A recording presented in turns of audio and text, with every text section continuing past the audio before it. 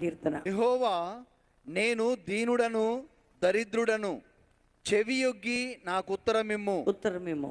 నేను నీ భక్తుడను, నా ప్రాణము కాపాడుము.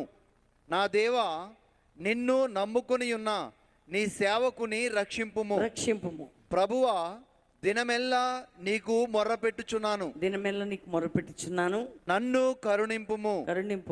ప్రభువా, నా ప్రాణము నీ వైపునకు ఎత్తుచున్నాను.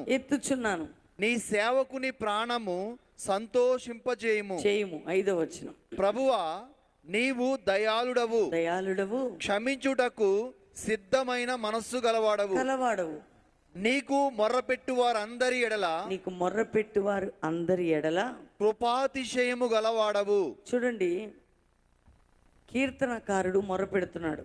ఇంకొక వచనం చదివి, నా ప్రార్థనకు చెవియొగ్గుము, నా మనవుల ధ్వని ఆలకింపుము. నెక్స్ట్ వచనం, నీవు నాకు ఉత్తరం ఇచ్చువాడవు. నీవు ఒక్కడివే నాకు ఉత్తరం ఇచ్చేవాడవు. అంతే, ఎవరు నాకు జవాబీరు కనుక నా ఆపత్కాలమందు నేను నీకు మొర్రపెట్టుచున్నాను. త్వరగా జవాబిస్తాడు ఆయన.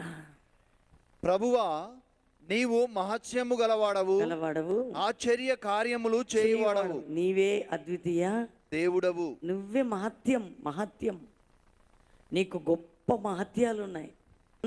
మహత్యం గలవాడవు, ఆశ్చర్య కార్యములు చేయువాడవు. కార్యములు ఇట్లా షాక్ అయ్యే కార్యాలు చేస్తాడు ఆయన.